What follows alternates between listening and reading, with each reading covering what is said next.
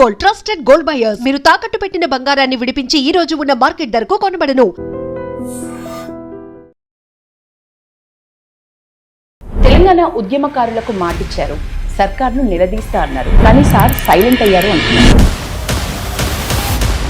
ఎన్నో పాఠాలు చెప్పిండ్రు, గుణపాఠాలు చెప్పిండ్రు, ఇప్పుడు చాలా సైలెంట్ అయిపోయినారు. అప్పుడు ఒక ప్రశ్న కదా, మేము ఆ ప్రశ్నకి ఎమ్మెల్సీగా అప్రూవల్ వచ్చి జస్ట్ 3 నెలలు అయినట్లున్నది సార్. నిజంగా మీ ఎన్నిక వెనుక పెద్ద రాజకీయమే నడిచిందా? మిమ్మల్ని బాధిస్తుందా? మనం ఏ ప్రయాణం ఎట్లా చేయాలనేది ఒక తోవ వెతుక్కునే విషయంలో మాత్రం ఆలోచన ఉంది, బాధ ఉంది. సో మీరు ఏ కేటగిరీలో ఎమ్మెల్సీ మీకు దక్కింది, నామినేట్ అయినరు అని అడుగుతున్న బీఆర్ఎస్కి మీ క్లారిటీ. నేనైతే అప్లికేషన్ పెట్టుకోలేదు. ఇప్పటి రాజకీయ నాయకత్వం ఏం నేర్చుకోవచ్చు సార్ పెద్ది సుదర్శన్ రెడ్డి కథ? అంటే సుదర్శన్ రెడ్డి నిజాయితీగా చేసిండు, తను ప్రజల కోసం నిలబడ్డాడు, పనిచేసిండు. డైరెక్ట్గా ఉద్యమకారులకే డైరెక్ట్గా ఈ టర్మ్లో భూములు వస్తాయా? సూటిగా చెప్పండి సార్ ఆన్సర్. ఇప్పుడు ఉద్యమకారులకు సంబంధించిన ఈ విషయాలు 10 ఏళ్ళు ఏం జరగలే, మీరు అడగలే. అప్పుడు వాడుకోవట్లేదు అన్న కాళేశ్వరం నీళ్ళని ఇప్పుడు ఎత్తిపోస్తున్న పరిస్థితి కూడా, అంటే యూటర్న్ తీసుకున్నట్లే కదా. మనం అడగవలసింది ఏంటంటే, ఇన్ని వేల కోట్లు పోసి కట్టిన ప్రాజెక్టు ఎందుకు అట్లా కట్టిండ్రండి, మంచిగా ఎందుకు కట్టలేదని అడగాలి. తెలంగాణ ప్రభుత్వం వల్ల తెలంగాణ ప్రజలకి మంచి జరుగుతోందా? గత బీఆర్ఎస్ ప్రభుత్వం వల్ల మంచి జరిగింది అనిపించిందా? ఇప్పుడు గత బీఆర్ఎస్ ప్రభుత్వం చేసిన పెద్ద తప్పేందంటే, బీఆర్ఎస్ బీజేపీ ఒకటే అంటున్నారు, మీకు అట్లనే కనిపిస్తుందా? మీ అనాలిసిస్ ఏం చెప్తుంది? అవసరం ఒక దగ్గరికి తీసుకుపోతుందేమో అని అనుమానం. జయశంకర్ సార్ సిద్ధాంతం, గద్దర్ చైతన్యం, కోదండరామ్ సార్ సమన్వయం, ఈ 3 లేకపోతే తెలంగాణ లేదు అంటారు. కరెక్ట్గానే చెప్పిండ్రు మీరు. ఒకటే ఏంటంటే, కేసీఆర్ చేసిన మంచి 3 పనులు, లేకపోతే ప్రధాన తప్పులు 3 చెప్పమంటే ఏం చెప్తారు సార్? బాధ్యతగా నిర్వర్తించకపోవటమే వారు చేసిన. నమస్తే, నేను Yashoda. Welcome to I dream. Telangana ఉద్యమకారులకు మాటిచ్చారు, సర్కార్ను నిలదీస్తా అన్నారు, కానీ సార్ సైలెంట్ అయ్యారు అంటున్నారు. ఎందుకు విమర్శలు వస్తున్నాయి? మనతో పాటు ఉన్నారు తెలంగాణ ఉద్యమ దిగ్గజం, జనసమితి పార్టీ అధ్యక్షులు ప్రొఫెసర్ కోదండరామ్ సార్. సార్ నమస్తే. నమస్తే. బాగున్నారా సార్? సార్ ముందుగా మీకు ముందస్తు హ్యాపీ బర్త్డే విషెస్, పుట్టినరోజు శుభాకాంక్షలు. టీచర్స్ డే రోజు పుట్టినరు సెప్టెంబర్ 5. మీరు చెప్పిన పాఠాలు నిజంగా తెలంగాణ యువతకి క్లాస్ రూమ్లో విన్న పాఠాల కంటే కూడా తెలంగాణ భవిష్యత్తు కోసం, తెలంగాణ విద్యార్థుల హక్కుల కోసం నేర్చుకున్న గుణపాఠాలే ఎక్కువ. లక్కీలీ మీరు టీచర్స్ డే రోజు పుట్టినరు, మాకెంతో ఆనందం. మీకు టీచర్స్ డే విషెస్ కూడా. సరే, ఇందాక ఇంట్రోలోనే చెప్పినట్లు ఎన్నో పాఠాలు చెప్పిండ్రు, గుణపాఠాలు చెప్పిండ్రు, ఇప్పుడు చాలా సైలెంట్ అయిపోయినారు. అసలు ప్రభుత్వం అంత మంచి చేస్తుంది అని అనుకుంటున్నారా మీరు? లేకపోతే మీకు ప్రభుత్వం చేస్తున్న అన్ని పూర్తి స్థాయిలో నచ్చినాయా? అట్లా కానే కాదు అది. అట్లా ఎప్పుడు కూడా ఆలోచించలేదు కూడా. విషయము ఏంటంటే, చాలా ఏళ్ళగా కార్యాచరణలో ఉన్నాం. కార్యాచరణ ముందుకు సాగుతున్నప్పుడు ప్రతిసారి కూడా ఇక్కడి నుంచి ముందుకు ఎట్లా అనే ఆలోచన ఉంటుంది. సహజంగానే నమ్మిన కొన్ని ఉద్యమాలు, వామపక్ష ఉద్యమాలేమో బలహీనమైపోతున్నాయి. అవి ఒక మాటలో చెప్పాలంటే అవి ఇవాళ బలంగా నిలబడే పరిస్థితి లేదు. మరోవైపు ఏమో మాతో పాటు నడిచిన చాలా ఇతర ప్రజాస్వామిక ఉద్యమాలు కూడా బలహీనపడ్డాయి. ఇక్కడి నుంచి కార్యాచరణ ముందుకు ఎట్లా అనేది మాకు కూడా ఒక ప్రశ్న కదా. మేము ఆ ప్రశ్నకి సమాధానం కూడా వెతుక్కోవాలి. రాజకీయంగా మేము కూడా 8 ఏళ్ళు పనిచేసినాం. ఈ 8 ఏళ్ళ అనుభవం నుంచి మేము ఏం నేర్చుకున్నాం, ఏం సరి చేసుకోవాల్సిన అవసరం ఉంది, మా కార్యాచరణలో లోపాలు ఎక్కడున్నాయి అనేది సమీక్షించుకోవాలి. ఒక రకంగా చెప్పాలంటే, ఒక ప్రయాణం చేసి ఒక కాలం గడిచినాక సమీక్షించుకోవాల్సిన అవసరం ఎవరికైనా ఏర్పడుతుంది. మనిషికి ఏర్పడుతుంది, సంస్థకు ఏర్పడుతుంది. మేము కూడా అట్లాంటి సందర్భంలో ఉన్నాం కాబట్టి తప్పకుండా చాలా విషయాలపైన ఆలోచిస్తున్నాం. జరుగుతున్న అభివృద్ధితో మాకు పూర్తిగా సంతృప్తి లేదు. ఎట్లా అయితే మన సమస్యలు పరిష్కారం అవుతాయి, ఏ రకమైన అభివృద్ధి అయితే ప్రజల అవసరాలను తీర్చగలుగుతుంది. జయశంకర్ గారి మాటలో చెప్పాలంటే, అభివృద్ధి జరగాలి, దాని ఫలితాలు అందరికీ దక్కాలి అని. ఎటువంటి మార్గాన పోతే అభివృద్ధి జరిగి ఫలితాలు అందరూ పొందగలుగుతారు. ఈ ప్రశ్నలు ఉన్నాయి. వీటికి మేము కొంత సమీక్షించుకుంటున్నాం, సమాధానాలు వెతుక్కుంటున్నాం. అయినప్పటికీ కూడా సైలెంట్గా లేము. మేము ఎంచుకొని ఉపయోగించిన చాలా పద్ధతులు, చాలా ప్రయత్నాలు జరిగినాయి, జరగలేదని కాదు. ఇవాళ చాలా కీలకంగా ఆలోచించుకోవలసిన ఈ ప్రశ్నలన్నింటినీ మేము కూడా అంతర్గతంగా మాట్లాడుకుంటున్నాం, చర్చించుకుంటున్నాం.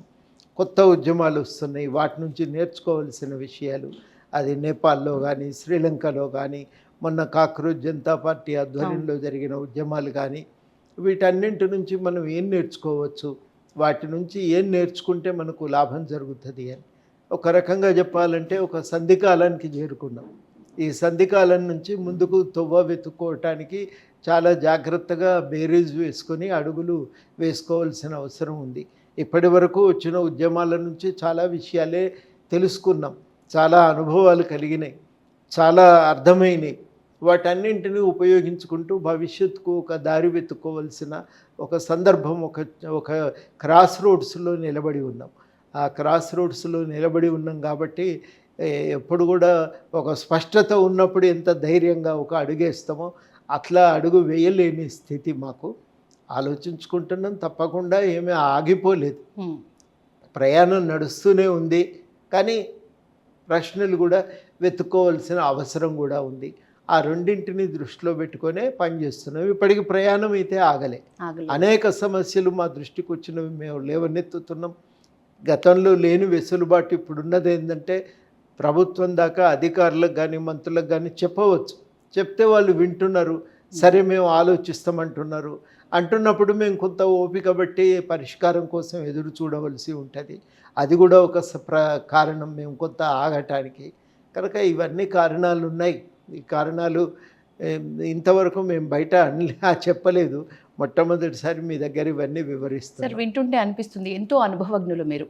71 ఏళ్ళు సార్ మీకు. ఇప్పుడు తొందరలోనే 71 ఏళ్ళు పూర్తవుతాయి. ఇంకా మేము నేర్చుకోవడానికి రెడీగా ఉన్నామని మీలాంటి అనుభవజ్ఞులు చెప్పడం ఒకంత ఆశ్చర్యంగా ఉంది నాకు. దాంతో పోలిస్తే సార్, ఆల్రెడీ మిమ్మల్ని సూటిగా చెప్తున్న ఒక కాంగ్రెస్ పర్సన్గానే చూస్తున్నారు. మీ ఎమ్మెల్సీ పదవికి మీ ఎన్నిక వెనుక పెద్ద రాజకీయం నడిచిన తీరే మాకు కనిపించింది. మీరు సుప్రీంకోర్టు దాకా వెళ్ళి గొడవ పడాల్సి వచ్చింది. సో ఇంత తతంగం అయినా కూడా జనసమితి ఇంకా కొనసాగించాలని అనుకుంటున్నారా? అంటే ఈ ఏజ్లో మీకు శ్రమ ప్లస్ ఖర్చు వృధా అని మాకే చూస్తున్న వల్ల కనిపిస్తుంది. మీరు 71 ఏళ్లలో కూడా ఇంకా కొనసాగించాలి అని అనుకుంటున్నారా జనసమితి? అవసరం ఉంది కదమ్మా, అవసరం ఉంది కాబట్టి కొనసాగించవలసి ఉంటుంది. అదిగాక యశోద గారు, విషయం ఏంటంటే వయస్సు ఎంత అని కాదు, సమాజంలో ఒక అవసరం ఉంది అనుకున్నప్పుడు చేతనైన వరకు పనిచేస్తూనే ఉండాలి. అది తప్పదు. అది కాళోజీ గారు అంటారు కదా, ఈ సమాజంలో ఇన్ని కష్టాలు వచ్చినాయి అన్నీ చూసి నా ఒక్కరికి ఈ ఆవేదన ఎందుకు కలుగుతుందని. మాకు ఆవేదన కలుగుతున్నది, బాధ అనిపిస్తున్నది. అందుకని మేము ఆలోచిస్తున్నాం, పని చేయాలి, ఇంకా ముందుకు పోయి ఏదైనా ఒకటి చేతనైన వరకు మనము సమాజ సమస్యల పరిష్కారానికి మనకు తోచింది చెయ్యాలి అనే ఒక అభిప్రాయంతో ఉన్నాం కాబట్టే ఈ తపన, ఈ తన్లాట. లేకపోతే ఎందుకు ఉంటుందండి, ఆ ఇబ్బందే ఉండదు. ఎమ్మెల్సీగా అప్రూవల్ వచ్చి జస్ట్ 3 నెలలు అయినట్లున్నది సార్. నిజంగా మీ ఎన్నిక వెనుక పెద్ద రాజకీయమే నడిచిందా? మిమ్మల్ని బాధిస్తుందా?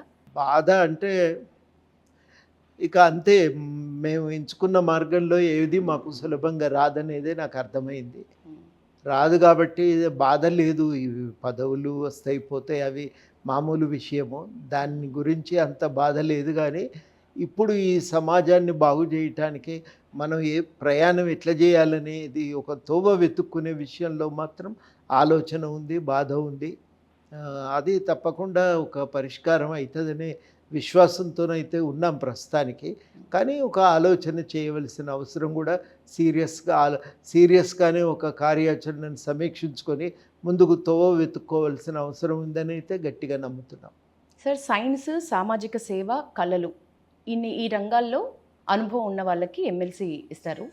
సో మీరు ఏ కేటగిరీలో ఎమ్మెల్సీ మీకు దక్కింది, నామినేట్ అయినరు అని అడుగుతున్న బీఆర్ఎస్కి మీ క్లారిటీ. ఇప్పుడు అనేక సంవత్సరాలు సామాజిక జీవితంలో, సామాజిక ఉద్యమాల్లో ఉన్నాము. ఒక అధ్యాపకుడిగా ఈ సమాజం కోసం పనిచేసినాం. చేయవలసిన కార్యక్రమాల్లో దేన్ని చూసి ఎంచుకున్నారో ఉమ్, మేము ఇది చూసి మాకు ఇవ్వండి అని నేనైతే అప్లికేషన్ పెట్టుకోలేదు, ఉమ్, పోయి ఎవరిని అడిగింది లేదు. ఉమ్, ఏదో ఒక కారణం చేత ఫిట్ అవుతారు, ఇందులో వీళ్ళు ఈ కేటగిరీకి చెందుతారని నమ్మిండ్రు, ఇచ్చిండ్రు, అంగీకరించిండ్రు, అది జరిగిపోయింది. ఉమ్. దాని మీద విభేదం నడుస్తుంది, పరిష్కరించుకోవాల్సింది సమాజమే తప్ప నేను కాదది. పొలిటికల్ సైన్స్ ప్రొఫెసర్ ఒక పొలిటికల్ పార్టీని అనుకున్న స్థాయిలో నడపలేకపోతున్నారు అంటున్న వాళ్ళకి. ఇప్పుడు నేను నేను అట్లా ఆత్మ న్యూనతతో లేను, ఆత్మ ఆ, పరిరక్షణ స్థాయిలో లేను. చాలా స్పష్టంగా నేను చెప్పదలిచిన, సమాజం అనేది పూర్తిగా గందరగోళంలో ఉన్నప్పుడు ఎంత చిన్నదైనా ఒక దీపం వెలిగించి దాన్ని నిలబెట్టుకోగలిగినామనే స్థైర్యంతో ఉన్నాం. మేము అట్లేమి బలహీనంగా లేము. మేము నిజంగానే మాకు సమస్యలు ఉన్నాయని ఒప్పుకున్నంత మాత్రాన మేము బలహీనంగా లేము. మేము నిలబడ్డామండి, మేము నిలబడ్డాము. మా చుట్టూ ఉన్న మా మిత్రులు చనిపోతున్నప్పుడు కూడా పౌర హక్కుల ఉద్యమంలో నిలబడ్డాం.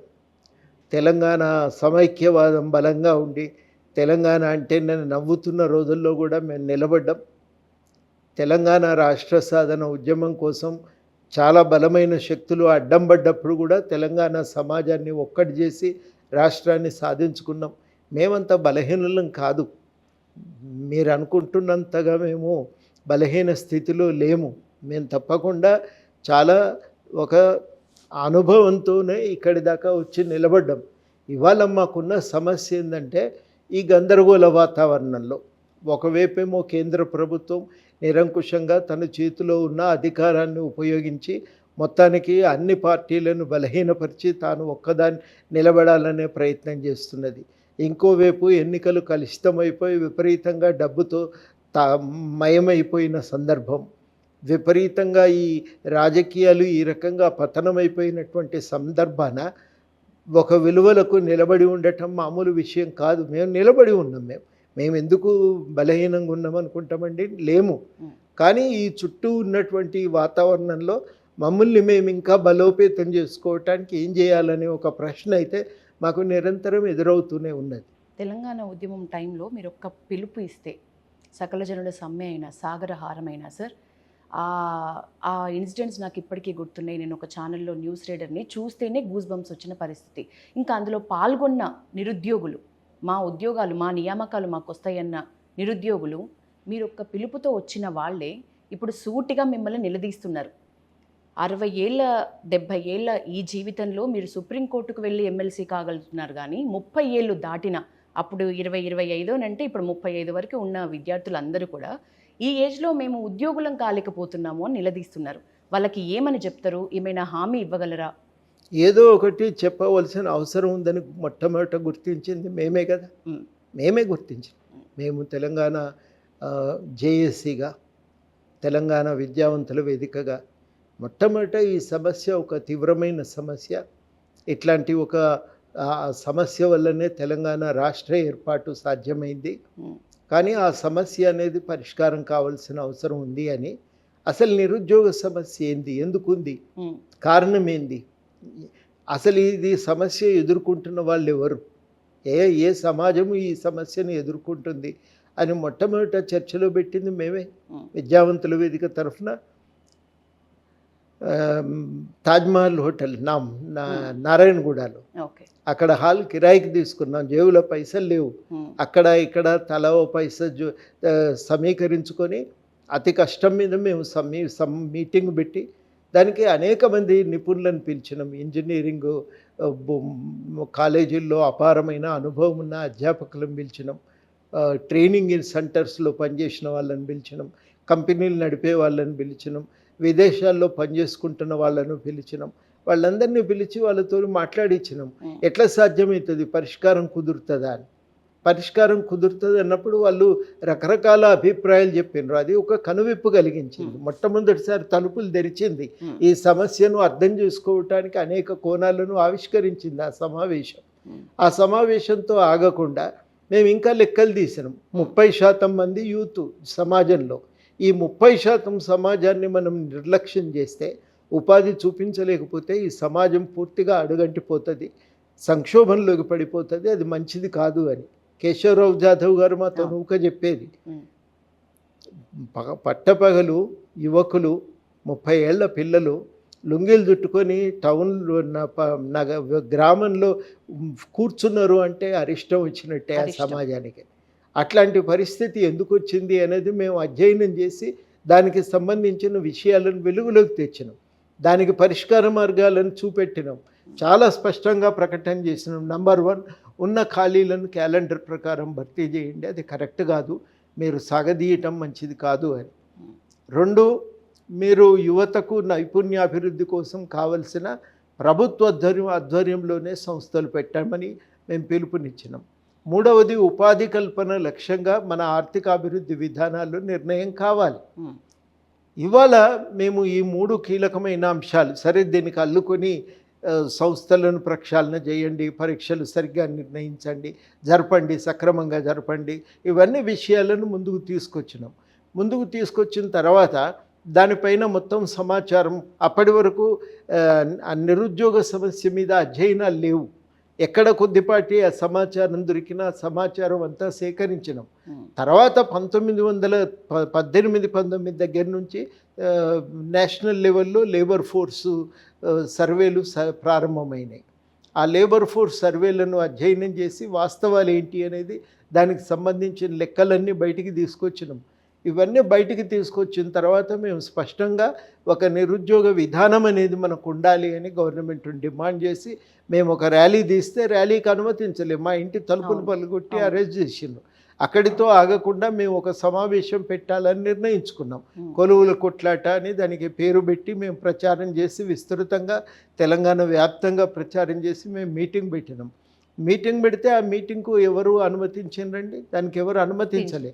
అనుమతించకపోతే మేము కోర్టుకు పోయి అనుమతి తెచ్చుకుంటే కోర్టు అనుమతించిన తర్వాత కూడా మాకు 3 నెలలకు కానీ మీటింగ్ పెట్టుకోవడానికి అవకాశం దొరకలేదు. మేము మీటింగ్ పెట్టినాం, రకరకాల ఇబ్బందులు ఆటంకాలు సృష్టించారు, అయినా మీటింగ్ పెట్టినాం. తర్వాత నిరుద్యోగ సమస్య మీద నిరుద్యోగాన్ని నిర్మూలిద్దామని ఒక పుస్తకాన్ని తీసుకొచ్చినాం, విస్తృతంగా దానిపైన ప్రచారం చేసినాం. అవ్వాలటి నుంచి ఇవాళటి దాకా ప్రచారం కొనసాగుతున్నది. ఒకటే తేడా ఏంటంటే అప్పుడున్న ప్రభుత్వం దీన్ని సీరియస్గా తీసుకోలేదు. ఎప్పుడైతే ఇది రాజకీయ ఎజెండా మీదకి వచ్చిన తర్వాత కాంగ్రెస్ పార్టీ దీన్ని గుర్తించింది, సమస్యను గుర్తించి మేము ఇవి చేస్తామని హామీ ఇచ్చి వాళ్ళ అధికారంలోకి వచ్చిన తర్వాత స్కిల్ యూనివర్సిటీ పెట్టిండ్రు. ట్రైనింగ్ సెంటర్స్ను ఐటీఐలను అడ్వాన్స్డ్ ట్రైనింగ్ సెంటర్స్గా మార్చి వాటిల్లో నైపుణ్యాభివృద్ధి కోసం మేము చర్యలు తీసుకుంటామని చెప్పినారు. అదేవిధంగా వాళ్ళు ఈ నైపుణ్యాభివృద్ధి కోసం పాలిటెక్నిక్ కాలేజీలను ఇంప్రూవ్ చేసినారు, ఇంజనీరింగ్ కాలేజీలను ఇంప్రూవ్ చేయాలనే ఒక ప్రయత్నం కొనసాగుతున్నది. సిలబస్ రివ్యూలు జరుగుతున్నాయి, ఇవన్నీ ఒక ప్రయత్నం జరుగుతున్నాయి. ఉద్యోగాల విషయంలో కూడా ఒక క్యాలెండర్ వేసినారు, అది అమలుకు నోచుకోలేదు.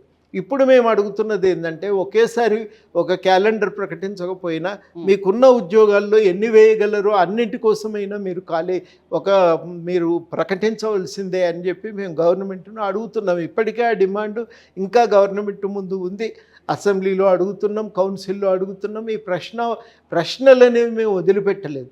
నిరుద్యోగ విషయంపై మీరు పాలసీని ప్రకటించమని అడుగుతున్నాం. యువతకు సంబంధించి ఒక విధానం రావాలి. వాళ్ళు మత్తు పదార్థాలకు బానిసలు కాకుండా అడ్డుకోవటానికి ప్రయత్నాలు చేస్తున్నారు, బాగున్నది.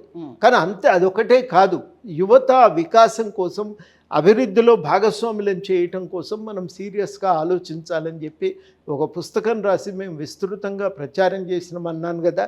ఆ ప్రయత్నం ఇప్పటికీ ఇంకా కొనసాగుతూ ఉన్నది, చర్చ చేస్తూనే ఉన్నాం. దానికి సంబంధించి వెసులుబాటు ఉన్నప్పుడు మేము తెలుసుకొని బయటకు వచ్చి రోడ్ల మీద నిలబడి మాట్లాడటం కరెక్ట్ కాదు. అక్కడ జరపవలసిన చర్చను అక్కడ జరపాలి, బయట చేయవలసిన చర్చను బయట సీరియస్గా చేయవలసిన అవసరము ఉంది.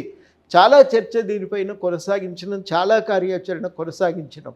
నేను చెప్పిన కదా, 2014 నుంచి మొదలుకుంటే 2026 వరకు 12 సంవత్సరాల పాటు ఎవరు మమ్మల్ని అడగలే, మా దగ్గరికి వచ్చి ఎవరు జేబులో పైసలు పెట్టింది లేదు.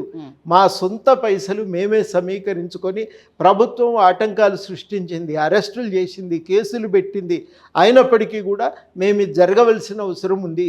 సమాజ వికాసానికి ముందు యువత భాగస్వామ్యం దొరకాలి అని మేము మాట్లాడుతూ వచ్చినాం. ఆ రోజు మాట్లాడినాం, నిన్న మాట్లాడినాం, ఈరోజు కూడా ఈ విషయం మీద మాట్లాడుతున్నాం. ఇవాళ కొత్తగా ఇంకొకరు మాకు చెప్పవలసిన అవసరం లేదు. ఇది నేను చాలా స్పష్టంగా ప్రకటించదలిచిన. దీనిపైన మా కార్యాచరణ ప్రతి సంవత్సరం మన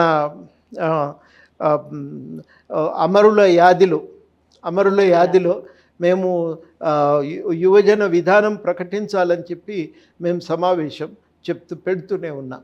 ఇవన్నీ జరుగుతున్నాయమ్మా, ఒక ప్రయత్నం సీరియస్గా జరుగుతున్నది.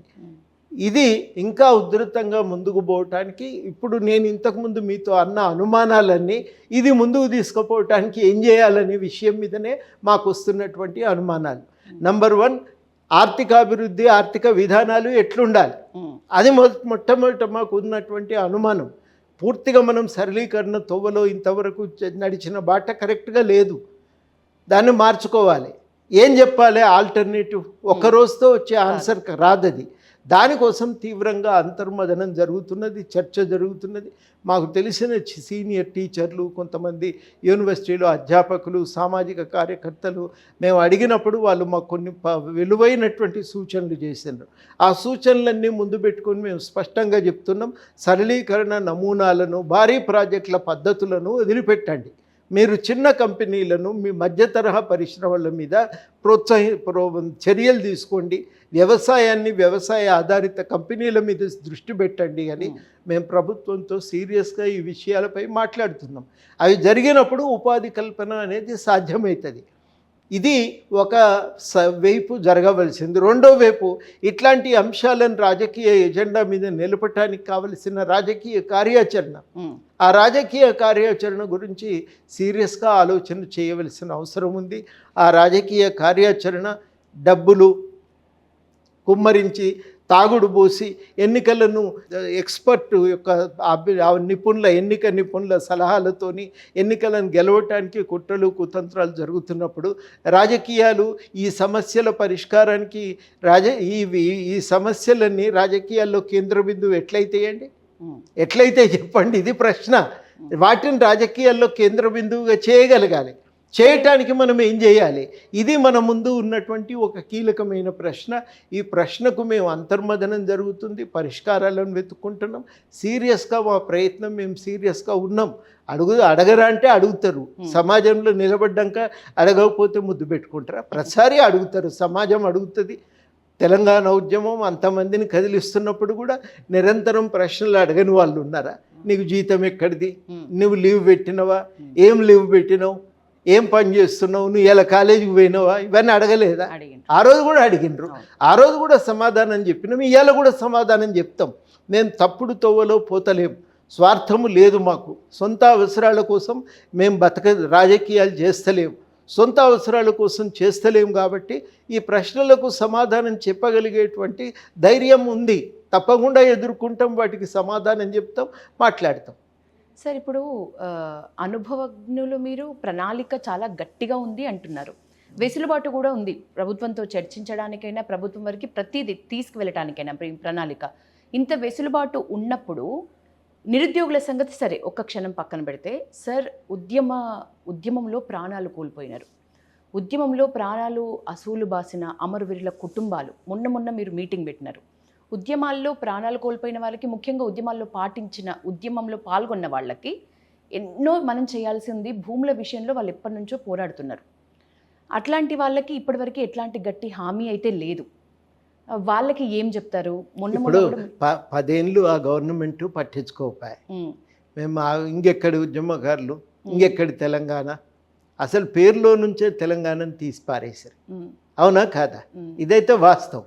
అన్నీ తీసేసి ఇంకా తెలంగాణ లేదు, ఉద్యమం లేదు, ఉద్యమకారులు లేరన్న కాడి నుంచి ఇవాళ అందరు కలిసి అడుగుతుంటే ఈ గవర్నమెంట్ ఏం చేసిందో కమిటీ వేసి ఉద్యమకారులను గుర్తించమని అన్నది. ఒక ప్రయత్నం జరుగుతున్నది కదా. జరుగుతున్నప్పుడు ఏం చేయాలి? ఆగవలసి వస్తుంది, ఎదురు చూడవలసి వస్తుంది. ఆ ప్రయత్నం విజయవంతం కావడానికి సార్ ఇప్పుడు కేకే టీం కూడా సంప్రదింపులతోటి మొత్తం టైం పాస్ చేస్తున్న పరిస్థితి. ఇప్పుడు మీరు టైం పాస్ అంటానికి కారణం చూపెట్టండి. ఇది టైం పాస్ అని మీరు కారణం చూపించండి. నేను అనేది ఎన్ని సంఘాలని కలవాలి? డైరెక్ట్ గా ఉద్యమకారులకే డైరెక్ట్ గా ఈ టర్మ్ లో భూములు వస్తాయా? సూటిగా చెప్పండి సార్ ఆన్సర్. ఇప్పుడు ఉద్యమకారులకు సంబంధించిన ఈ విషయాలు 10 ఏళ్ళు ఏం జరగలే, మీరు అడగలే అప్పుడు, మీరు అడగలే, మీలాంటి వాళ్ళు జర్నలిస్టులు ఎవరూ అడగలేదు. ఆ 10 ఏళ్ళు అడిగింది మాలాంటి వాళ్ళమే కదా, అడిగింది మేమే కదా. అప్పుడు అడిగిన తర్వాత దీన్ని మళ్ళీ ఒక కమిటీ వేసి, దీన్ని కమిటీ వేయకుండా పని ముందుకు పోదు. వాస్తవం ఏంటంటే కమిటీ వేయకుండా పని ముందుకు పోదు. ఏ గవర్నమెంట్ అయినా, ఆఖరికి జార్ఖండ్ అయినా ఉత్తరాఖండ్ అయినా కమిటీ వేసినాయి. కమిటీ వేసి వాళ్ళు ఒక్కొక్క దగ్గర ఒక్కో రకంగా వేసిండ్రు. ఒకళ్ళు జ్యుడిషియల్ కమిటీ వేసిండ్రు, ఒకళ్ళు అధికారులతో కూడిన కమిటీ వేసిండ్రు. కమిటీ వేయాలి. కమిటీ వేయకుండా లిస్టు ప్రిపేర్ కాదమ్మా, ఇది గుర్తుపెట్టుకోండి. ఈ గవర్నమెంట్ కమిటీ వేసింది, తమ పద్ధతుల్లో వాళ్ళు కమిటీ వేసిండ్రు. ఏ కమిటీ వేయాలనేది మనం చెప్పాం, కానీ మొత్తానికి వాళ్ళు నిర్ణయం తీసుకొని ఒక కమిటీ వేసిండ్రు. కమిటీ వేసినాకనైతే నిర్ణయం కమిటీ తనకు తానుగా తీసుకోదు కదా, ఉద్యమకారులతో మాట్లాడినాం. ఇదంతా జరిగి 2-3 నెలలే. 2-3 నెలలే.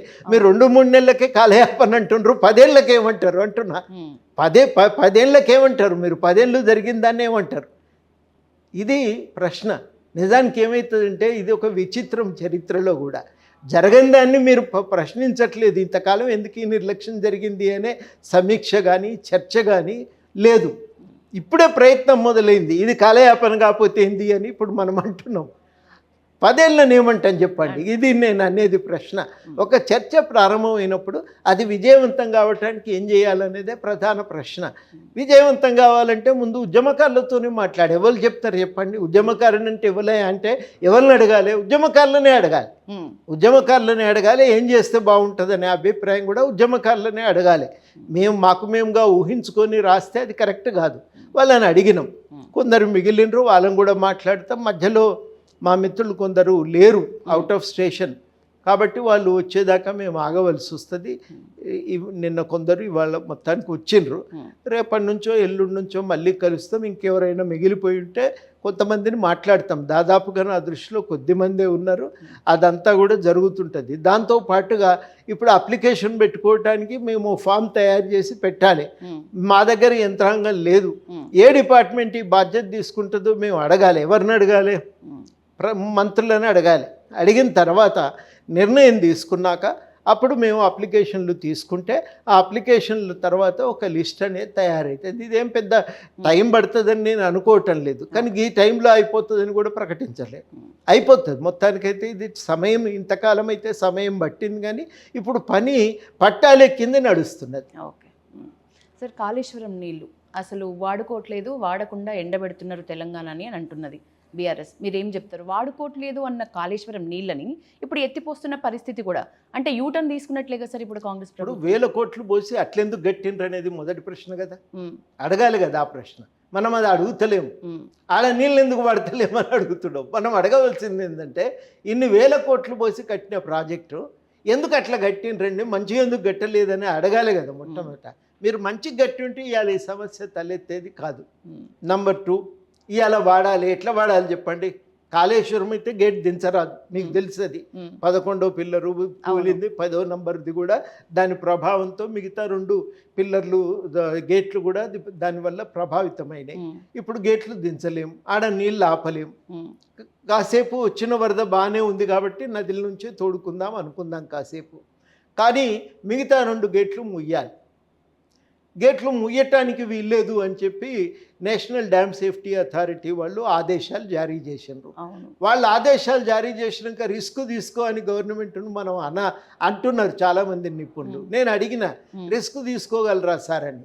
అంటే వాళ్ళు మంత్రులు ఏమంటున్నారంటే, ఏ గవర్నమెంట్ అయినా ఏ సాహసం చేస్తే చెప్పండి, ఒక అత్యున్నతమైన సంస్థ మీరు ఇది గేట్లు ముయ్యొద్దు, నీళ్ళు ఆపొద్దు అని ఆదేశాలు ఇచ్చినాక మేము రిస్క్ తీసుకొని చేస్తే ఎట్లా సాధ్యమవుతుంది? పోనీ ఆ నేషనల్ డ్యామ్ సేఫ్టీ అథారిటీ వాళ్ళైనా ఆదేశాలు మారుస్తారా అంటే వాళ్ళు మార్చరు. వాళ్ళు మార్చమని అడిగితే వాళ్ళు మొన్న స్పష్టంగా చెప్పింది, మేము ఎట్లా చేస్తామండి, వాస్తవాల ఆధారంగా మేము నిర్ణయం తీసుకున్నాం, దాన్ని మేము ఎట్లా మారుస్తాం, పరిస్థితులు మారేదాకా మేము మార్చుకోలేమని వాళ్ళు అంటున్నప్పుడు ఎట్లా సాధ్యమవుతుంది?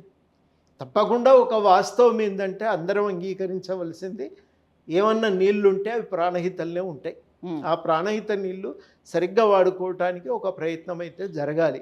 ఆ ప్రయత్నం ఎట్లా చేయాలనేది ఇప్పుడు కొత్తగా మనం వేసుకోవాల్సిన ప్రశ్న. నేను అనుకోవటము ఏదన్నా ఉంది అంటే ఆలస్యం జరిగిందంటే తుమ్మిడిహెట్టి దగ్గర నుంచి నీళ్లు తోడుకునే విషయమే మనం ఆలస్యం చేస్తున్నాం. దాని విషయం మీదే కొంత సత్వరంగా నిర్ణయం ప్రకటించి కనీసం ఈ తొందరగా దాన్ని అక్కడి నుంచి నీళ్లు తోడుకునే ప్రయత్నం ఏదైనా చేస్తే బాగుంటుందేమో అని ఒక ఆలోచన నాకు. ఇది నా అభిప్రాయంగానే నేను చెప్తున్నా, కానీ నిపుణులు ఏమంటారో నాకు తెలియదు. ఇప్పుడు అక్కడ తుమ్మిడిహెట్టి దగ్గర నుంచి ఏమన్నా తోడటానికి వీలవుతుందా, అదొకటి ఆలోచించవలసిన విషయమే. కానీ అది కూడా నేను ఒక తుది అభిప్రాయంగా చెప్పట్లేదు, బహుశా ఏమన్నా చర్చించవచ్చునేమో అని. అది నీళ్లు వాడుకోవటానికైనా ఇప్పుడున్న కాలువని ఏం చేస్తే ఆ నీళ్లు వాడుకోవటానికి అవకాశం ఉంటుంది. ఇవి నా దృష్టిలో కొంత ఏమన్నా దృష్టి పెడితే ఉపయోగకరం అని చెప్పి నేను భావిస్తున్నా. కానీ తప్పు చేసిన వాళ్ళే ఉల్టా వచ్చి దీన్ని వాడుకోవచ్చారంటే అది అన్యాయం. ముందు మీ తప్పుకు ఈ జరగటానికి కారణం మీరు ముందు సమాధానం చెప్పాలి. ముక్కు భూమికి రాసి ఇది మేము తప్పు చేసినామని సమాధానం చెప్పాలి. మేము సమాధానం చెప్పం, ఎదుటిన్న వాళ్ళని ప్రశ్నలు వేస్తామంటే అది మాత్రం పద్ధతి కాదు. సార్, ఒక మేధావి వర్గానికి సంబంధించిన మీరు తెలంగాణ ప్రభుత్వం వల్ల తెలంగాణ ప్రజలకి మంచి జరుగుతోందా, గత బీఆర్ఎస్ ప్రభుత్వం వల్ల మంచి జరిగింది అనిపించిందా? ఇప్పుడు గత బీఆర్ఎస్ ప్రభుత్వం చేసిన పెద్ద తప్పు ఏంటంటే అధికారాన్ని స్వార్థ ప్రయోజనాలకు వాడుకున్నారు. దానికోసం ఎవరు ప్రశ్నించినా ఇది పద్ధతి కాదు అనే సూచన చేసినా వాళ్ళందరి మీద విరుచుకపడ్డారు. అది పెద్ద తప్పు. అధికారాన్ని ఆ రకంగా వాడుకోవాల్సింది కాదు.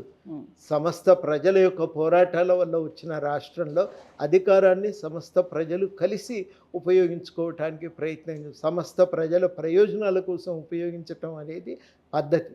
ఆ పద్ధతిని వాళ్ళు పాటించలేదు. ఆ విలువను వాళ్ళు తుంగలో దొక్కిండ్రు. దానివల్ల తెలంగాణ ప్రజలు చాలా నష్టపోయినరు. దానికి ప్రజలు కూడా జవాబు చెప్పిండ్రు. అది ఒక మాట. ఇవాళ మనం అడగవలసింది ఏంటంటే కనీసము భాగస్వామ్యానికి అవకాశం ఉంది అంటే చెప్పుకోవటానికి అవకాశం ఉంది. ఈ ప్రభుత్వం కొంత వెసులుబాటు కల్పిస్తున్నది ప్రశ్నించటానికి. ఇవాళ కీలకం ఏంటంటే ఆర్థిక నీతి అనేది ఈ ఉద్యమ విలువల వెలుగులో మనం నిర్వచించుకోవాలి. అది నిరుద్యోగ సమస్యను పరిష్కరించడానికి దోహదపడాలి. ప్రభుత్వమే కులగణన చేసింది, ఇదివరకు ఎవరు ఆ సాహసం చేయలేదు. అసమానతలు ఎంత ఉన్నాయి అనేది అంచనా వేసిండ్రు, లెక్కగట్టిండ్రు. వాటి ఆధారంగా అసమానతలతో మనం ఇవాళ గుర్తించగలుగుతున్నాం. వాటిని తొలగించడానికి ఏం చేయాలనేది ఇవాళ రెండవ కీలకమైన ప్రశ్న వేసుకొని మనం ఆర్థిక విధానాన్ని నీతిని తయారు చేసుకోవాలి. నా దృష్టిలో ఇవాళ చాలా కీలకమైన ప్రశ్న అదే. ఆర్థిక నీతి ఎట్లుంటే బాగుంటుంది అనేది. మన ఉద్యమ అనుభవాల వెలుగులో ఇప్పుడున్న పరిస్థితులను దృష్టిలో పెట్టుకొని మనం ఈ ఆర్థిక నీతిని మీద దృష్టి పెడితే బాగుంటుంది. బీఆర్ఎస్ వాళ్ళు నిజంగానే సీరియస్గా ఉంటే, చిత్తశుద్ధి కనుక ఉంటే ఇవాళ సీరియస్గా వాళ్ళు ఈ విషయాల మీదే దృష్టి పెట్టాలని చెప్పి నేను భావిస్తున్నా. ఆ విషయాల మీద దృష్టి పెట్టాలి, ఆ విషయాల మీద మాట్లాడాలి. నువ్వు మళ్ళీ గదే పాత పద్ధతుల్లో నేను మాట్లాడితే నేను తప్పులు చేస్తానండి, మళ్ళీ నాకే అధికారం ఏంటంటే ఇది విచిత్రంగా అనిపిస్తున్నది నాకైతే. ఈ ప్రభుత్వంలో వెసులుబాటు బాగుంది, ఏదైనా చెప్పుకోవడానికైనా చేయడానికైనా మీరు అంటున్నారు. నాకు ఇప్పుడు ఒక విషయం గుర్తొచ్చింది సార్. మాజీ వ్యవసాయ శాఖ మంత్రి, మాజీ స్పీకర్ పోచారం శ్రీనివాస్ రెడ్డి గారు మొన్న బాన్స్వాడలో తన గోడును ఓపెన్గా వెళ్ళబోసుకున్నారు. గత ప్రభుత్వంలో ఉన్నకాడికి ఉంటే ఎంతో బాగుండేది, ఇక్కడికి వచ్చి ఆయనతో ఉన్నది పాడు చేసుకున్నట్లు అయింది నా పరిస్థితి, దేనికి నిధులు రిలీజ్ చేస్తలేరు, ఉన్నది కూడా నేను పొడగొట్టుకున్న పరిస్థితి అని చెప్పేసి గోడును వెళ్ళబోసుకున్నారు. ఎందుకు ఇట్లా యూటర్న్ తీసుకుంటున్నారు వచ్చిన వాళ్ళు కూడా? ఏమో అదే ఆయనని అడిగితే కానీ తెలుస్తుందండి. నన్ను అడిగితే ఆయన గురించి నేను ఎందుకు చెప్పాలి, అది కరెక్ట్ కాదు కదా సార్. పెద్ది సుదర్శన్ రెడ్డి నేను చాలా వాస్తవంగా చెప్పింది ఏంటంటే ఆర్థిక నీతి గురించి సీరియస్గా ఆలోచించుకోవాల్సిన సమయం వచ్చింది అని చెప్తున్నా. అది నేను కట్టుబడి ఉన్నా, దానికోసం ఆలోచిస్తున్నా, మాట్లాడుతున్నా. దాన్ని సాధించుకోవటానికి ఏం చేయాలనే విషయంపై సీరియస్గా దృష్టి పెడుతున్నాను. పెద్ది సుదర్శన్ రెడ్డి సార్, మీకు ఉన్న అనుబంధం ముఖ్యంగా తెలంగాణ ఉద్యమంలో తనది చాలా ప్రముఖమైన పాత్ర. ఆ పాత్రని మీరు ఎట్లా గుర్తు చేసుకుంటారు, ఏమని గుర్తుకొస్తుంది పెద్ది సుదర్శన్ రెడ్డి గారిని గుర్తు చేసుకుంటే? అంటే కలిసి చాలా కార్యక్రమాల్లో పాల్గొన్నాం కదా. ముఖ్యంగా నాకు బాగా గుర్తుకొచ్చేది మాన్కోట ఘటన. మాన్కోటకు రాళ్ల దాడి. జగన్మోహన్ రెడ్డి రావాలని నిర్ణయించుకున్నప్పుడు ఇక జగన్మోహన్ రెడ్డి వచ్చి యాత్రలు చేస్తే, ఆంధ్ర నాయకులందరూ ఇక్కడ యాత్రలు చేస్తే ఇంకెక్కడి తెలంగాణ, మనం కొట్లాడిన దానికి ప్రయోజనం ఏంది, ఇంతమంది పిల్లల బలిదానాలకు అర్థమే ఉంది అని చెప్పి అందరూ కూడా సీరియస్గా ప్రశ్నించి అప్పుడు ఏం చేసిండ్రంటే వాళ్ళను అడగటం మొదలుపెట్టారు. వాళ్ళను ఆడ దానికోసం అందరూ మాట్లాడుకొని వాళ్ళు చర్చ చేసిన తర్వాత ఒక కార్యాచరణ తీసుకున్నారు. వరంగల్లో ఉన్న జేఏసీ అప్పుడు అందరూ మాట్లాడి వాళ్ళు ఒక వారం రోజులు కార్యాచరణ తీసుకొని చివరి రోజున బంద్ తర్వాత ఇక ఆయన పర్యటనను అడ్డుకోవటానికి అందరు కదలాలనే పిలుపు ఇది జరిగింది. ఆ సందర్భంగా వరంగల్ వెళ్ళి నేను ఉన్నాను ఒక 3 రోజులు. అప్పుడు ఆయనతోనే కలిసి పనిచేయాల్సి వచ్చింది. ఆయనతో అప్పుడు కలిసి ఉన్నప్పుడు తెలంగాణ ఉద్యమం దాన్ని అడ్డుకోవటానికి ఏం చేయాలి, వాస్తవానికి జరగవలసిందేంది అన్నీ చర్చించుకున్నాం. తర్వాత నన్ను అన్నాడు, ఇది జరగాలంటే మీరు హైదరాబాద్ పోయి కేసీఆర్ గారితో మాట్లాడాలి సార్, సార్ను కూడా ఒప్పించి ఒక ప్రకటన సార్ కూడా ఇప్పిస్తే బాగుంటుంది, సార్ నుంచి కొంత మనకు అందరం కూడా సహాయకారిగా ఉంటుంది అంటే అప్పుడు నేను హైదరాబాద్ వచ్చిన తర్వాత సార్తో మాట్లాడితే విషయాలన్నీ విన్నాక సరే అని ప్రకటన చేసిండ్రు. నేను కూడా టీ ఛానల్లో కూర్చొని అవసరం ఏంటిది, మాన్కోట ఇలా మీ జగన్ యాత్రను అడ్డుకోవటానికి చేస్తున్న ఈ ప్రయత్నం ఎందుకు వచ్చింది, ఈ ప్రయత్నం ఎందుకు అవసరమైంది అని మేము వివరించినాం. తర్వాత పోయి మళ్ళీ తెల్లవారు వెళ్ళి అక్కడ ఇక దిగి అక్కడ కార్యక్రమాన్ని మేము దిగినప్పుడు మేము 20 మంది ఈటెల రాజేందర్ గారు మేము కొంతమంది మిగిలిపోయి ఉన్నాం. అక్కడ దిగిన తర్వాత మేము బయలుదేరి వెళ్తుంటే ఇక ఒకరు 3,000 మంది జాయిన్ అయిపోయినారు. ఆ 3,000 మందితో వచ్చి మేము అక్కడ కూర్చున్నాం. ఎట్లయినా చేసి పర్యటన అడ్డుకోవాలనే ఆలోచనతో మేము అందరం అక్కడ రైల్వే స్టేషన్ ఎదురుగా కూర్చొని ఉన్నాం. అప్పటికే ఇక పెద్ద ఘర్షణ జరిగింది. చివరాఖరికి గవర్నమెంటే ఆయన పర్యటన రద్దు చేసి అరెస్ట్ చేసింది. అట్లా ఆయనతోని అనుబంధం. ఆ తర్వాత చాలాసార్లు కలుసుకున్నాం. వరంగల్ ఉద్యమ నిర్మాణంలో ఉన్న చిన్న సమస్యలు విశదీకరించి ఏం చేస్తే బాగుంటుంది జేఏసీ తరఫున అని కొన్ని సూచనలు ఇచ్చిపోయిండు. జేఏసీని కార్యాచరణ ఎట్లా చేస్తే బాగుపడుతుంది వరంగల్లో అని అట్లా చాలా విషయాలు మాతో మాట్లాడటం జరిగింది. అట్లా ఒక అనుబంధం అనేది ఏర్పడ్డది. ఆయన ఈ సివిల్ సప్లైస్ కార్పొరేషన్కు చైర్మన్ అయినప్పుడు, ఎమ్మెల్యే అయినప్పుడు సంతోషించినాం. ఎందుకంటే ఆయన చేసిన కృషికి గాను గుర్తింపు అయితే దొరికింది అని, ప్రజల నుంచి ప్రభుత్వం నుంచి కూడా గుర్తింపు దొరికిందని సంతోషపడ్డాం. అప్పుడు ఆయనకు ఫోన్ చేసి మాట్లాడిన కూడా ఆ సమయంలో అది ఆయనతో అట్లా ఒక వ్యక్తిగతంగానే అనుబంధం. కాకపోతే రాజకీయ నాయకత్వం ఏం నేర్చుకోవచ్చు సార్ పెద్ది సుదర్శన్ రెడ్డి కథ అంటే సుదర్శన్ రెడ్డి నిజాయితీగా చేసిండప్ప. తను ప్రజల కోసం నిలబడ్డాడు, పని చేసిండు. నర్సంపేట అభివృద్ధి కోసం కూడా చాతనైనంత కృషి చేసిండు. అన్ని విధాలుగా ఆయన చేయవలసిందంతా అంటే ప్రజలే కేంద్రంగా పెట్టుకొని పనిచేసిన నాయకులు ఒక గుర్తింపు గౌరవం ఎట్లుంటుంది అంటానికి మొన్న ఆయనకు చనిపోయినప్పుడు నివాళులర్పించడానికి వచ్చిన ప్రజలను చూస్తే మనకు అర్థమవుతుంది. అది ఆయన నుంచి నేర్చుకోవాల్సింది. చిత్తశుద్ధితో పనిచేసిండు. ఎన్ని అవాంతరాలు ఎదురైనా, ఎన్ని కష్టాలు ఎదుర్కోవాల్సి వచ్చినా ఆయన వెనుకకు జరగలేదు. పట్టుదలతో, మొండి పట్టుదలతో నిలబడి పనిచేసిండు. సార్, జనసేన అధినేత పవన్ కళ్యాణ్ కొంత తెలంగాణ విషయంలో భావోద్వేగంగానే మాట్లాడతారు. ఏమనిపిస్తుంది సార్, ఇప్పుడు జనసేన ఎట్లా ఇప్పుడు తెలంగాణలో యాప్ చేసుకుంటారంటారా జనాలు? ఇప్పుడు తెలంగాణకు వచ్చి తెలంగాణ గురించి ఇంతమంది ప్రాణాలు పోయినాక, ఇంతమంది త్యాగాలు చేసినాక వచ్చి తెలంగాణ పైన అడ్డగోలుగా మాట్లాడితే ఈ సమాజం సహించదండి. అది ఎవరైనా అర్థం చేసుకోవాల్సిన అవసరం ఉంది. అది ఇక్కడి నాయకులే కానీ, అక్కడి నుంచి వచ్చిన నాయకులే కానీ ఈ ఉద్యమాన్ని అర్థం చేసుకొని ఆ ఉద్యమ స్ఫూర్తితో మెసులుకుంటే ప్రజలు ఆమోదిస్తారు, ఆదరిస్తారు. లేకపోతే మాత్రం ప్రజలు స్వీకరించారు. 2018 ఎన్నికల్లో చంద్రబాబు వచ్చి ప్రచారం చేసినప్పుడు ప్రజలు తిరస్కరించారు, చాలా గట్టిగానే తిరస్కరించారు. అది అనుభవము పవన్ కళ్యాణ్ గారు గుర్తించాలి. ఇక్కడికి వచ్చి తెలంగాణ ఏర్పాటుని, ఎందుకంటే అనేక సంవత్సరాల దశాబ్దాల అవమానాలకు ఒక పరిష్కారంగా తెలంగాణ డిమాండ్ ముందుకొచ్చింది. తెలంగాణ ఉద్యమం సాగింది. అట్లాంటి పరిస్థితుల్లో తెలంగాణకు సంబంధించి మరి ప్రజలు ఎందుకు చేయవలసి వచ్చిందనేది అర్థం చేసుకోకుండా మాట్లాడితే ప్రజలు దాన్ని అస్సలు సహించరు. అది వాళ్ళు అర్థం చేసుకోవాలి. వాళ్ళు ఇక్కడ వచ్చి తిరిగితే మాట్లాడితే ఎవరు అభ్యంతరం చెప్పారు. కానీ తెలంగాణను కించపరిస్తే మాత్రం తెలంగాణ ప్రజలు సహించరు. అంటే ఆయన కూడా చాలా స్పష్టంగా చెప్తున్నారు కదా సార్, అంటే విభజనకు వ్యతిరేకం కాకపోయినా విభజించిన తీరుకు వ్యతిరేకం. ఏం తీరు ఏముంటుందండి? ఈ తీరు ఏముంటుంది? అందులో ఎన్ని తీరులు ఉంటాయో చెప్తే నేను ఏ తీరు కరెక్ట్ అనేది మాట్లాడితే నేను అర్థం చేసుకుంటా. మీరైనా అర్థం చేసుకొని అడగవలసిన ప్రశ్న ఏంటంటే ఎన్ని తీరులు ఉంటాయి? మీరు ఆయన్ని అడిగినాక నేను సమాధానం చెప్తా. ఒకటే తీరు ఉంటుంది. రాజ్యాంగంలోని ఆర్టికల్ 3 ప్రకారం బిల్లు తెస్తారు, విభజిస్తారు. అదే పద్ధతిలో విభజన జరిగింది. సంప్రదింపులు జరగలేదా అంటే కాంగ్రెస్ పార్టీ సంప్రదించింది, తెలుగుదేశం పార్టీ అంతర్గతంగా సంప్రదింపులు చేసి ప్రకటన చేసింది. చేయలేదా? 2014-9 ఎన్నికల్లో తెలుగుదేశం పార్టీ విస్పష్టంగా తెలంగాణకు అనుకూలమైన ప్రకటన చేసింది. ఎవరు చేయలేదు చెప్పండి? సిపిఐ చేసింది, న్యూ డెమోక్రసీ పార్టీ చేసింది, మావోయిస్టులు కూడా చేసిండ్రు. ఎవరు చేయలేదు దీనికి? అక్కడ ఆంధ్ర ప్రాంతంలో ఉన్న దళిత ఉద్యమం కూడా దీనికి మద్దతు ప్రకటించింది. ఈయన ప్రకటించినాకనే కదా తెలంగాణ అనౌన్స్ చేసింది. ఎవరికి ఇష్టం లేదు ఇక చెప్పండి మీరు? తెలంగాణ అక్కడి ప్రజలకేం వ్యతిరేకత లేదు, అక్కడి నాయకులకు దాన్ని అధికారం పోతుందనే బాధ ఒకటే మిగిలిపోయింది. అందువల్ల వాళ్ళు వద్దన్నారు. మీరు ఆ అధికారాన్ని వెంపర్లాడుతున్న నాయకుల వెంట ఉంటారా, అశేషమైన ప్రజల వెంట ఉంటారా అనేది మీరు తేల్చుకోవాల్సిన ప్రశ్న.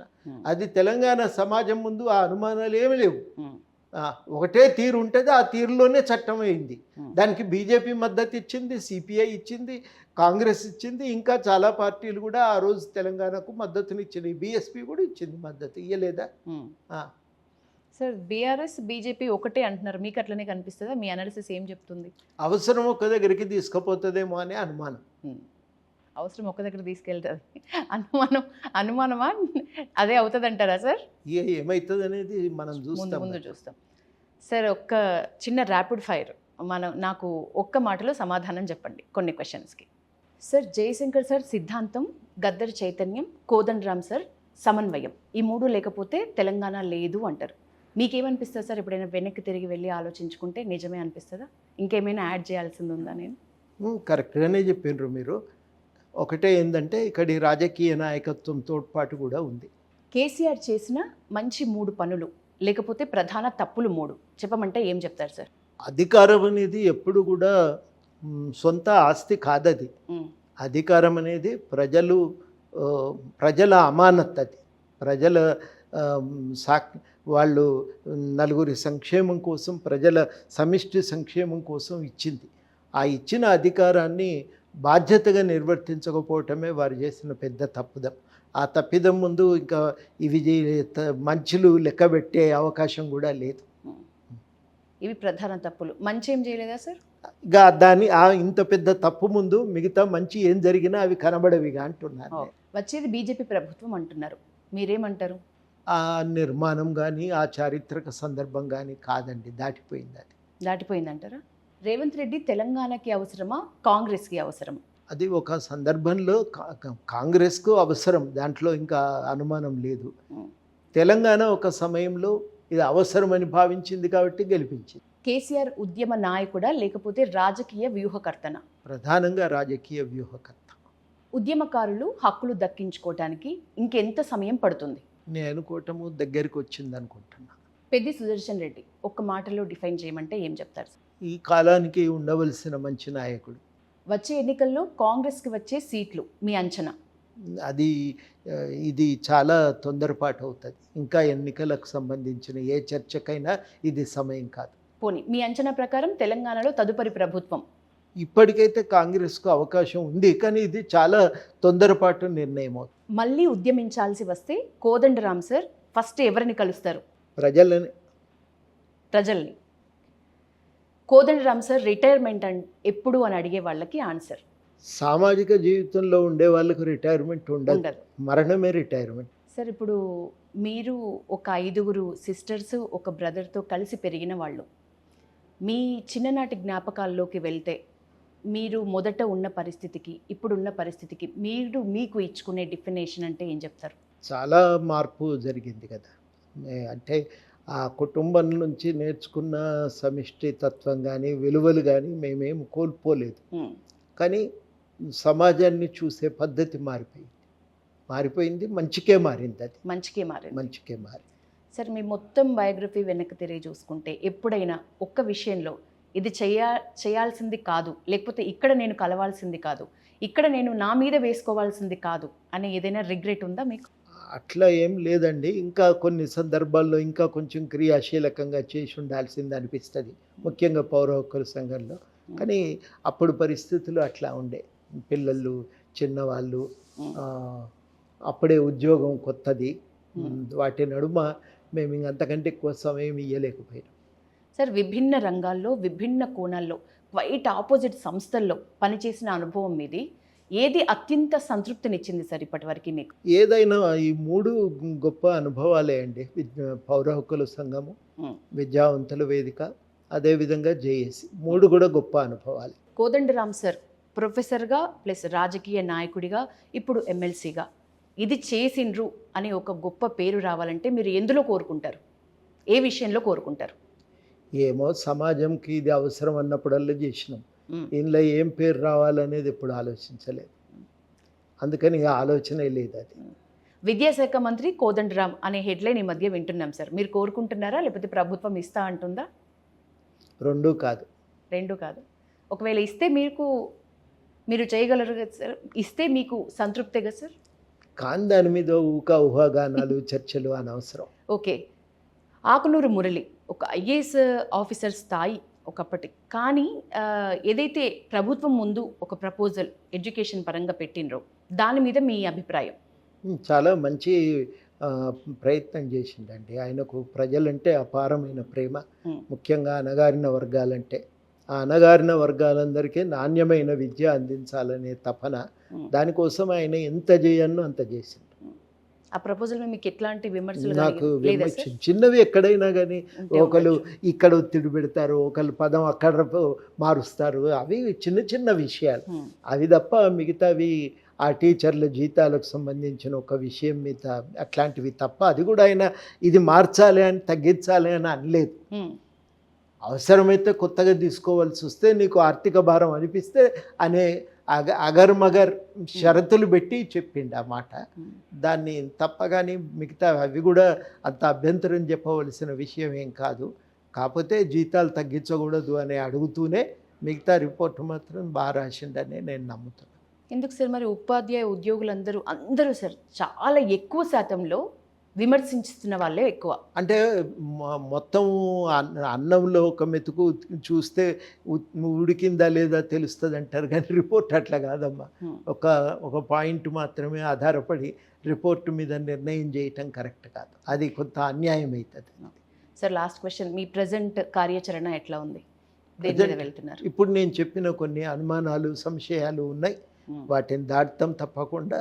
మేము చాలా బలంగా ప్రజలకు వైపున నిలబడి, మేము ఇంకా రాజకీయాలను సంస్కరించే విషయంలో కానీ, ఒక బలంగా ప్రజల ఎజెండాను, ప్రజల సమస్యలను ఎజెండా మీదకి తేవటంలో కానీ మేము చాలా విజయవంతం అవుతాం అనే విశ్వాసంతోనే ఉన్నాను నేను.